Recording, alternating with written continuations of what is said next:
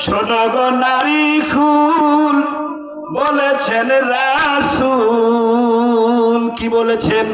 নামাজের ভিতরে কেরাত পারো না জোরে। আমি আপনি যে মুসলিম বলি, মুসলিম মানে কি? মুসলিম হতে হলে কি করা লাগবে? খুব কামড়ে।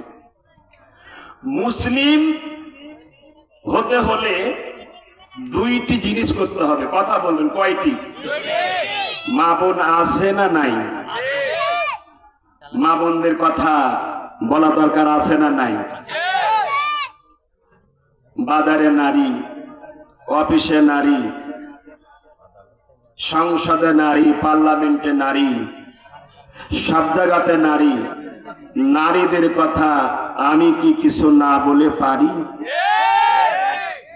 তাই তো আমার মনে হয় বিগত নারীরা ছিল সরকার, তাই তো বর্তমানে নারীদেরও কথা কিছু বলা দরকার। এজন্য ইনশাআল্লাহ আমি মা বোনদের জন্য কিছু কথা বলবো ইনশাআল্লাহ। কিন্তু আমার একটি দাবি আছে, রাজি আছেন তো? হাত দেখেছি কোরআনের মহব্বতে। বলতেছিলাম বাবজান, মুসলিম হতে হলে দুইটি কাজ করা লাগবে, দুইটির একটি বাদ দিলে হবে না। আমি কি বলবো? প্রকৃত মুসলিম হতে হলে এক নম্বর কাজটি হলো আপনাকে ইসলাম সম্পর্কে জানতে হবে। কি বললাম? ইসলাম সম্পর্কে জানতে হবে। দুই নম্বরে জানার পর আপনাকে মানতে হবে। কি বললাম? খুব মনোযোগ দেন। আবারও বলছি, প্রকৃত মুসলিম হতে হলে দুইটি কাজ করতে হবে। এক নম্বর আপনারা বলেন, কি বললাম? বলেন, ইসলাম সম্পর্কে জানতে হবে। এক নাম্বার কি বলেন? আবার বলুন, এক নাম্বার কি? আবার বলুন, এক নাম্বার কি? এক নাম্বার ইসলাম সম্পর্কে জানতে হবে। তারপরে দুই নাম্বারে ইসলামকে মানতে হবে। আপনাদের কাছে আমার প্রশ্ন, আপনি আমি এক নাম্বার ইসলাম সম্পর্কে জানলাম কিন্তু মানলাম না, বলেন তো প্রকৃত মুসলিম হওয়া যাবে কিনা? আপনাদের কাছে প্রশ্ন, আমি ইসলাম সম্পর্কে জানলাম না, না জেনেই মানার চেষ্টা করলাম, এবার বলেন প্রকৃত মুসলমান হওয়া যাবে নাকি? সম্মানিত হাজিরিন, আমি বারবার বলছি, আল্লাহর রাস্তায় একটু কান লাগান, মনোযোগ দেন। বর্তমানে আপনারা জরিপ করে দেখেন, খেয়াল করে লক্ষ্য করেন, আমরা অনেক মুসলমান ইসলাম মোতাবেক অনেকেই চলার চেষ্টা করি না, আছে না নাই? আবার যারা ইসলাম ইসলাম নিয়ে চলার চেষ্টা করি, তার মধ্যে দুইটা ভাগ আছে। তার মধ্যে একটা ভাগ হলো ইসলামকে না জেনেই মানার চেষ্টা করি। মনে হয় বুঝাতে পারলাম না। ইসলামের যতগুলি বিধান আছে তার মধ্যে আমি তুলে ধরলাম, আমরা অনেকেই নামাজ পড়ি না। আমি বাস্তব কথা বলার চেষ্টা করছি আপনাদের সামনে, আপনারা খালি একটু জবাব দিবেন। হ্যাঁ বললে হ্যাঁ বললেন, না বলে না বলবেন। বলেন, নামাজ পড়তে হলে নামাজের জ্ঞান অর্জন করতে হবে না হবে না? নামাজের মধ্যে ফরজ আছে না নাই? ওয়াজিব আছে না নাই? কোন কাজ করলে নামাজ বাতিল হয়ে যাবে এরকম জ্ঞান আছে না নাই? আমার বাপজান, আমি 20 বছর ধরে ইমামতি করি, আমার অভিজ্ঞতার কথা বলছি। যত লোক নামাজ পড়ে, বেশিরভাগ লোক দেখা দেখি নামাজ পড়ে, নামাজ সম্পর্কে জেনে বুঝে পড়ে, কিন্তু অনেকেই নামাজ পড়ে না। আমি বুঝাবার চেষ্টা করছি, ইসলাম হচ্ছে আগে জানা, তারপরে মানা। কিন্তু অনেকেই ইসলাম মানার চেষ্টা করে কিন্তু না জেনেই মানে, তাই তো অনেক সময় ভুল হয়ে যায়। কেমনে ভুল হয়ে যায় আমি আপনাদের একটু দৃষ্টি আকর্ষণ করতে চাই। এই নামাজের কথাই দিয়ে বলি, অনেকেই নামাজ পড়ে, তাদের নামাজ হয় না। কাদের হয় না আমি সেরকম নামাজের অবস্থা তুলে ধরতে চাই, রাগ করবেন নাকি ভাইরা আমার? বিশ্ব রাসূল বললেন, ও সাহাবীরা, তোমরা কি জানো নিকৃষ্ট চোর কারা? মনোযোগ দেন। বিশ্ব রাসূল বলছেন, সাহাবীরা তোমরা কি জানো মানুষের মধ্যে সবচাইতে নিকৃষ্ট চোর কারা? সাহাবীরা বললেন, আমরা তো চোর নিকৃষ্ট মনে করি যারা স্বর্ণ চুরি করে, রৌপ্য চুরি করে, এইভাবে দামি দামি সম্পদ চুরি করে, আমরা তো তাকেই চোর, নিকৃষ্ট চোর মনে করি।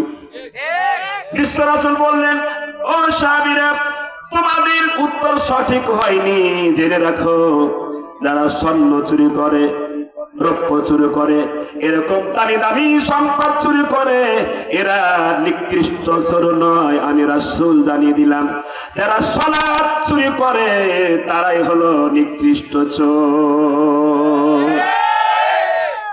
ভাবতেন একটু বুঝে বলবেন। সাহাবীরা অবাক হয়ে গেলেন, ইয়া রাসূলুল্লাহি আমরা বুঝলাম না আল্লাহর নবী মানুষ কেমন করে সালাত চুরি করে।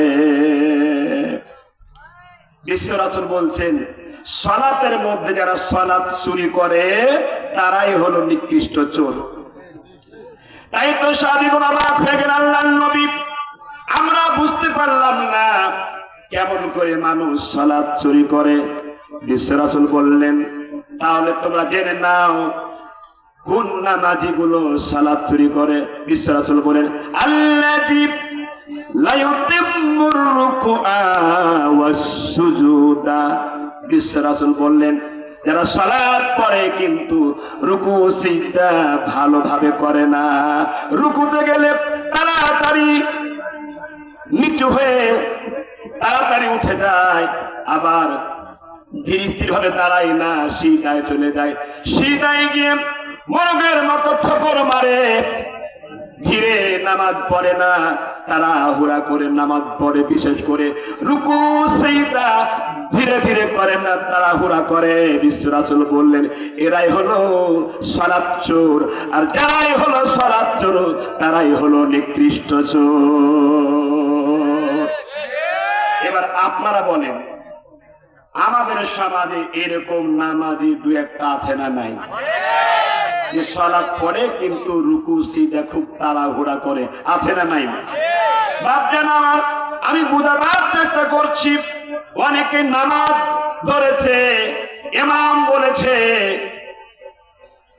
যুবকেরা তোমরা নামাজ পড়ো, অথবা বলেছে যদি নামাজ না পড়ো তোমার যখন পিতা মারা যাবে তোমার জানাজা পড়তে দিব না।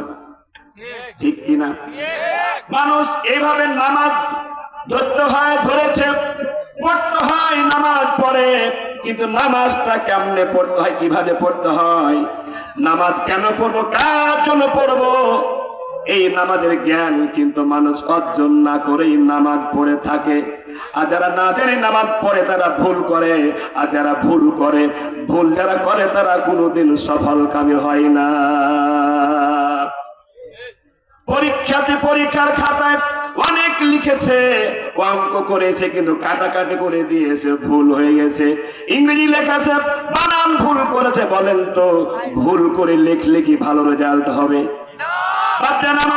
আপনি 50 বছর ধরে নামাজ পড়লেন কিন্তু ভুল করে নামাজ পড়লেন, নামাজ কেমনে পড়তে হয় জানলেন না, বুঝলেন না, জানার চেষ্টা করলেন না।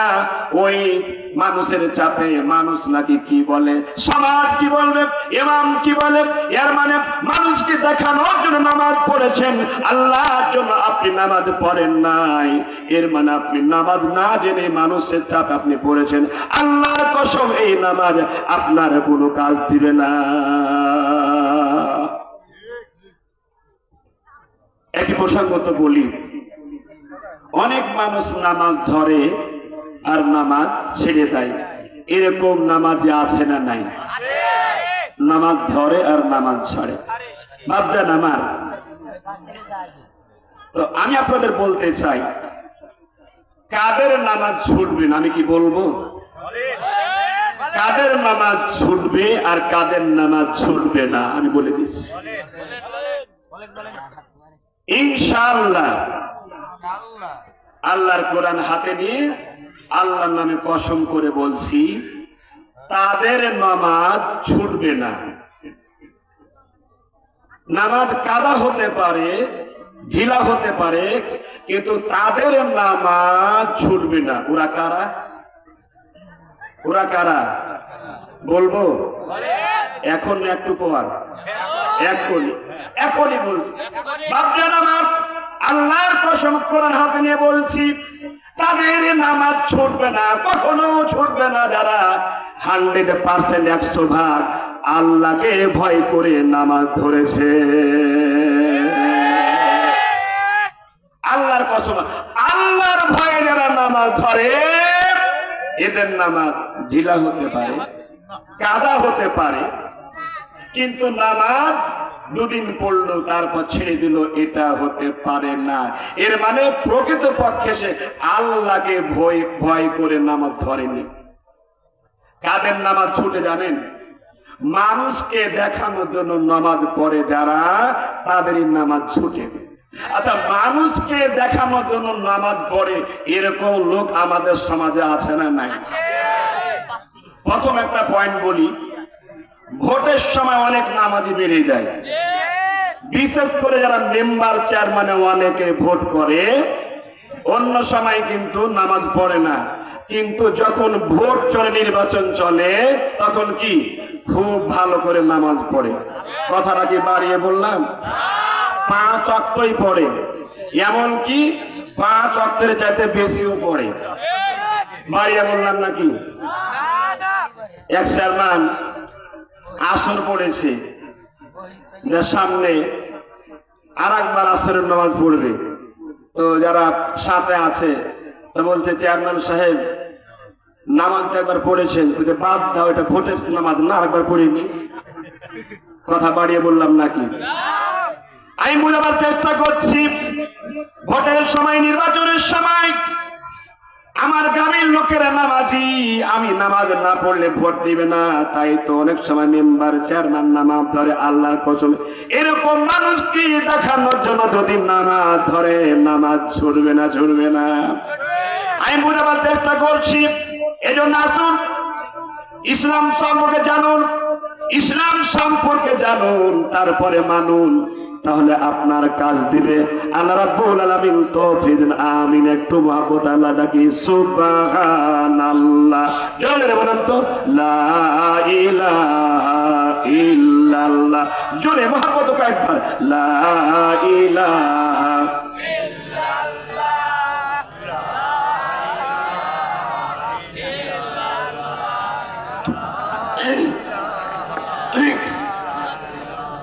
নারীদের বাজার হয়েছে গরম,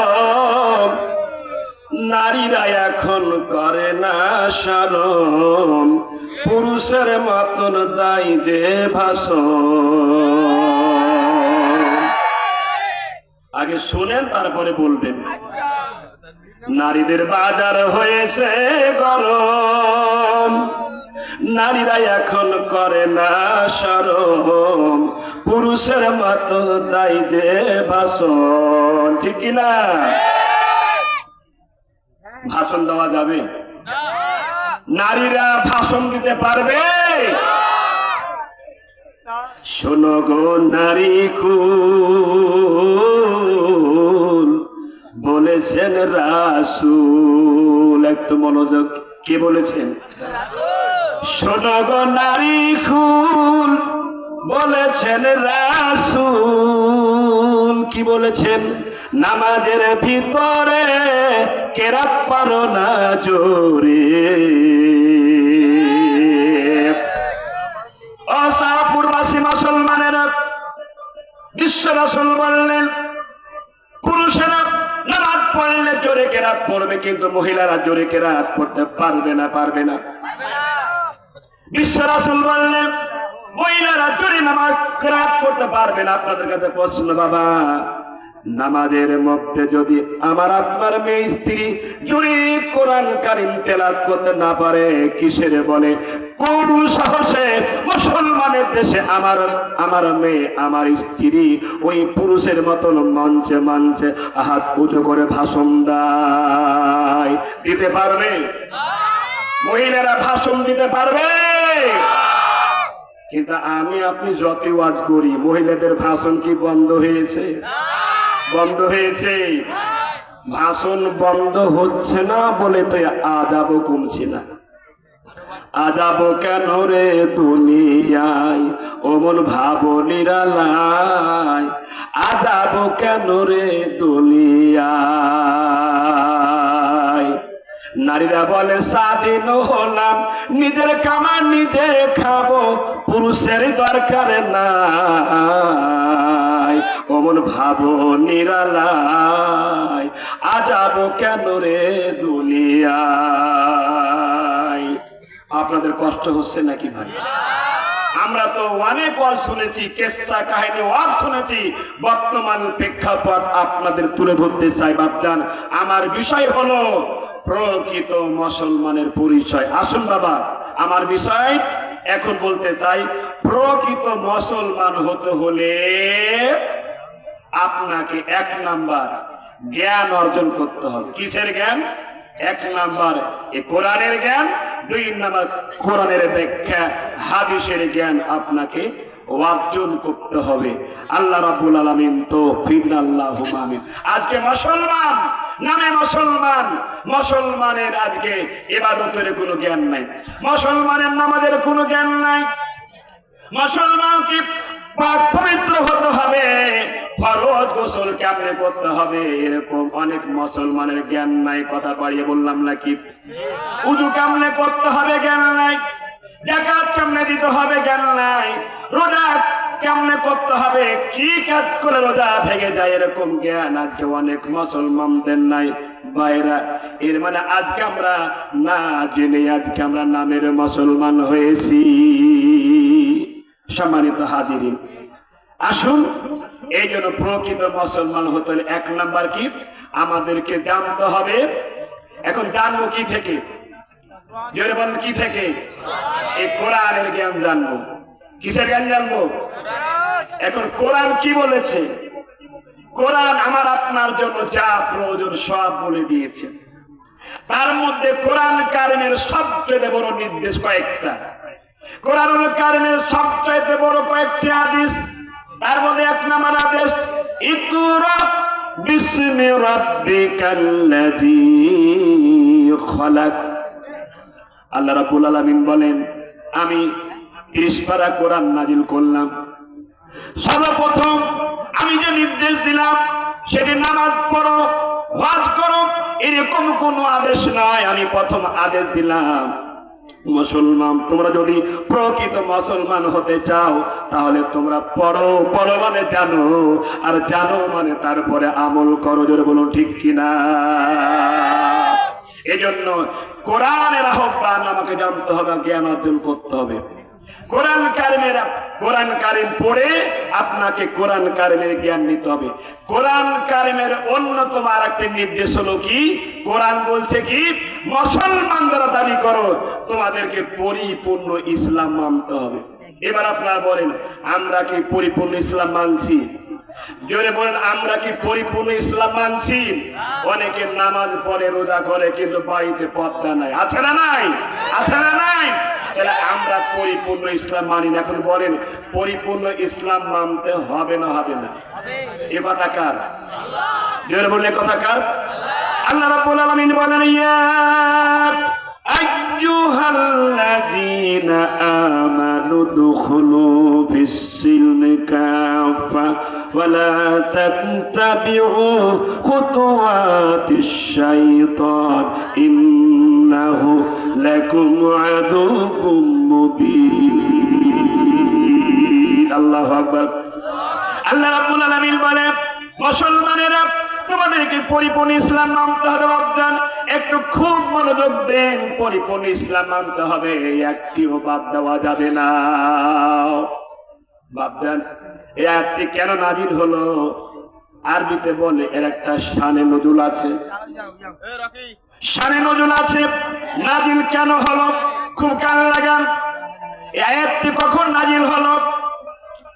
একজন আলেম, ইহুদি পণ্ডিত, ইহুদি আলেম, নাম তার আব্দুল্লাহ ইবনে সালাম। কি বললাম? ইহুদি আলেম আব্দুল্লাহ ইবনে সালাম, তিনি ইসলাম গ্রহণ করলেন। ইসলাম তিনি গ্রহণ করলেন। খুব কাল লাগান বাপজা ইসলাম গ্রহণ করে তিনি বলছেন, ইয়া রাসূলুল্লাহ, আমি ইসলাম গ্রহণ করেছি, আমি ইসলামের সকল কিছু মানব, কিন্তু শুধুমাত্র একটি বিষয় আমি মানব না, যদি আপনি আমাকে অনুমতি দেন। ভাববেন, একটু মনোযোগ দেন। কি বলছেন আল্লাহ রাসূল? আমি ইসলামের সকল কিছু মেনে নিব, ওয়াল পয়েন্ট, কিন্তু আমি একটা বিষয় মানব না, যদি আপনি অনুমতি দেন। আওয়াজ করে বলেন, কয়টা মানবে না? জোরে বলেন, কয়টা মানবে না? সব মানবে, কিন্তু রাসূলের কাছে অনুমতি চাইছেন, হে আল্লাহ রাসূল, যদি আপনি অনুমতি দেন তাহলে আমি একটা মানব না। সেটা কি? আব্দুল্লাহ ইবনে সালাম বললেন, আল্লাহর নবী, আমি সকল কিছু মানব, যেটা মানব না যদি অনুমতি দেন সেটা হলো ইসলাম ধর্মে শুক্রবারের দিন, জুমার দিন, পবিত্র দিন, ফজিলতের দিন, ঠিক কিনা? আর ইহুদি ধর্মে শনিবারের দিন হলো সম্মানিত দিন। আল্লাহর নবী, আমি ইসলাম গ্রহণ করে নিয়েছি, ইসলামের ছোট বড় সকল হুকুম আহকাম আমি মানতে রাজি, কিন্তু শুধু শুক্রবারের পরিবর্তে ইহুদি ধর্মের ওই শনিবার আমি মানতে চাই, শুক্রবার বাদ দিয়ে। আল্লাহর নবী বলেন, আপনি অনুমতি দিবেন কিনা? বাপজান আমার, আল্লাহ রাসূলকে অনুমতি দিবে? কি হলো? বিশ্ব রাসূল এবার অপেক্ষা করছেন, তিনি তো আমাদের মতন হুজুর আর মুক্তি না যে ফতোয়া মেরে দিলাম, ঠিক হোক আর ভুল হোক। বিশ্ব রাসূল তিনি ফতোয়া দিচ্ছেন না, কিছুই বলছেন না, তিনি অপেক্ষা করছেন আল্লাহ পাক এ সম্পর্কে কি বলেন। বিশ্ব রাসূল বসে আছেন, এমন সময় আল্লাহ পাক জিবরাইলকে পাঠিয়ে দিলেন। আলহামদুলিল্লাহ, আল্লাহ রাব্বুল আলামিন জিবরাইল ফেরেশতার মাধ্যমে নবীকে জানিয়ে দিলেন, ইয়া আইয়ুহাল্লাযীনা আমানু দুখুলু ফিস-সিলমি কাফা ওয়া লা তাত্তাবিউ খুতুওয়াতিশ শাইতান ইন্নাহু লাকুম আদুউম মুবিন। আল্লাহ রাব্বুল আলামিন বললেন, হে রাসূল, আব্দুল্লাহ ইবনে সালাম জানতে চেয়েছে ইসলামের সকল কিছু মানবে, একটা মানবে না। এর মানে শুক্রবারের পরিবর্তে শনিবার সে মানবে একটা। হে রাসূল, আমি আপনাকে জানিয়ে দিলাম, আপনি দুনিয়ার মানুষদেরকে আপনি জানিয়ে দিন, তারা যদি ইসলাম গ্রহণ করে, ইসলাম মানতে চায়, ইসলামের রান্নাঘর থেকে নিয়ে সংসার ভবন পর্যন্ত প্রত্যেকটি জায়গাতে ইসলাম মানতে হবে, একটিও বাদ দেওয়া যাবে না। বাপজান আমার, আজকে আমরা পরিপূর্ণ ইসলাম মানি নাই, আর পরিপূর্ণ ইসলাম মানি না বলেই কিন্তু আজকে আমাদের বর্তমান বাংলাদেশে 90% মুসলমানের দেশে শান্তি নাই। বাপজান আমার, আলোচনা শেষের দিকে আমি যাচ্ছি। আপনাদের কাছে প্রশ্ন, আমি বোঝাবার চেষ্টা করলাম আমাদেরকে পরিপূর্ণ ইসলাম মানতে হবে। এবার বলেন, আজকে থেকে যদি আমি আপনি চেষ্টা করি, আমরা আজকে থেকে হুজুর কথা দিলাম পরিপূর্ণ ইসলাম মেনে চলবো, কথাটা খুব ভালো করে বুঝুন।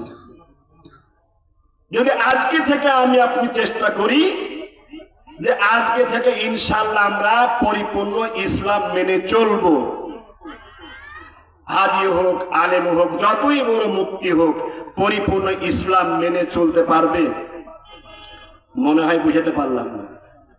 আসলে পল্লী গ্রামের মানুষ, আপনি চাইলেই কিন্তু ইসলাম আপনি পরিপূর্ণ মেনে চলতে পারবেন না। কেন পারবেন না? কেন পারবেন না? আজকে ইসলামী আইন নেই, ইসলামী সরকার নেই, ইসলামী সংসদ নেই, ইসলামী পার্লামেন্ট নেই, তাই আপনি ইচ্ছা করলেই পারবেন না। এই কথাটি বুঝাবার জন্য বলি আপনাদের। বলেন, আমরা যখন রাস্তা দিয়ে চলি বাংলাদেশে, আমরা ডান দিক দিয়ে চলি না বাম দিক দিয়ে চলি? বলেন, ইসলাম বলেছে আপনাকে ডান দিকে চলতে হবে, বামের সাথে কোনো সম্পর্ক নেই। সৌদি আরবে অনেক মুসলিম দেশে ওদের প্রত্যেকটা যানবাহন ডান দিক দিয়ে চলে যাবে, ঠিক কিনা? বোঝাবার চেষ্টা করছি। আমি ওয়াজ করলাম, আপনি ওয়াজ শুনে কালকে থেকে আপনি বাম দিকে না চলে আপনি ডান দিকে চলতে শুরু করলেন, আর আপনি এই নিয়ম ভঙ্গ করলেন, আপনি অ্যাক্সিডেন্ট হলেন, এমনকি আল্লাহ না করুন হয়তো দু চারটা মরেও গেল। কি হলো? বলছে রাত্রে হুজুর ওয়াজ করেছে, ইসলাম বলেছে যে কি, যে বাম দিক দিয়ে চলা যাবে না, ডান দিক দিয়ে চলতে হবে। ওই বদিউজ্জামান হুজুরের কথা শুনে এই বেচারা মানে বামে না চলে ডানে চলেছে, এ রাস্তা ভুল করেছে, অ্যাক্সিডেন্ট হয়েছে, দু চারটা মরে গেছে। বলছে ধর বদিউজ্জামানকে। সম্মানিত হাজিরিন, বলতেছিলাম যে আজকে আপনি চাইলে কিন্তু ইসলাম আপনি পরিপূর্ণ মানতে পারবে না। সংক্ষিপ্ত সময়ের মধ্যে বোঝাবার চেষ্টা করছি, পরিপূর্ণ মুসলিম হতে হলে, পূর্ণ ইসলাম মানতে হলে আপনার সংসদে এই কোরআনের আইন চালু করা লাগবে। এজন্য হয়তো আমার সময় হয়ে গেছে। আগামীতে আমরা চাই আগামীর সংসদ, আগামীর পার্লামেন্ট এই কোরআনের সংসদ, জোরে বলুন ঠিক কিনা? সম্মানিত হাজিরিন, আমি আপনাদের কাছে আগে একটা ওয়াদা নিয়েছি, আপনারা চলে যাবেন আর কিছুক্ষণ। এবার আমি একটা গুরুত্বপূর্ণ আপনাদের আহ্বান জানাতে চাই। এই পোস্টারে লেখা আছে 2 দিন ব্যাপী তাফসীরুল কোরআন মাহফিল, গোরস্থানের উন্নতি কল্পে মাহফিল। একটু মেহেরবানি করে কথা বন্ধ করুন, মা বোনেরা আছে, 10 মিনিট আলোচনা করব। এখানে পোস্টারে নাম দেওয়া হয়েছে তাফসীরুল কোরআন মাহফিল। আপনারা মনে কিছু নেবেন না, আমরা সাধারণত পাড়া গ্রামের মানুষ, তাফসীর বুঝতে হলে আমাদের একটু জানাশোনা দরকার, ঠিক কিনা? তো যেহেতু নাম দেওয়া ছিল তাফসীর মাহফিল, এজন্য আমি চেষ্টা করেছি কিছু তাফসীর করার জন্য, কিন্তু আমি তাফসীর করতে আর পাচ্ছি না, কারণ বিভিন্ন কারণ। তার মধ্যে এখন একটা মেন কারণ, কালেকশনের মাহফিলে মন চাইলেও তাফসীর করা যায় না। তো যেহেতু আলহামদুলিল্লাহ এরপর অল্প সময়ের মধ্যে কিছু কথা বলেছি, এখন 2 নাম্বার উদ্দেশ্য আপনাদের এই গোরস্থানের উন্নতি। আপনারা বলেন দল মত যাই করি, আমাদের পার্থক্য থাকতে পারে, মতভেদ থাকতে পারে, কিন্তু আমাদের সকলকে মুক্ত হবে। এখানে কোনো কি মতভেদ আছে? আসতে কন। এর মানে আমাদেরকে সকলকে মুক্ত হবে। মরার পর আমরা কোথায় থাকবো? গোরস্থান বা কবরস্থান। বর্তমানে আমার জানা মতে বাংলাদেশের প্রত্যেকটা গ্রামে গঞ্জে ইউনিয়নে পারিবারিক গোরস্থানের চাইতে কেন্দ্রীয় গোরস্থান, সবাই মিলে গোরস্থানের সংখ্যা বাড়ছে না কমছে? বাড়ছে না কমছে? পারিবারিক গোরস্থানগুলি আস্তে আস্তে কমিয়ে দিচ্ছে। মানুষ আজকে জামাতবদ্ধ থাকতে চায় যে আমরা গ্রামে একটা গোরস্থান করব, আমার নাতি, আমার পুতা, আমার স্ত্রী, আমি সহ সকলে মিলেমিশে আমরা একই জায়গাতে থাকবো। আপনারা বলেন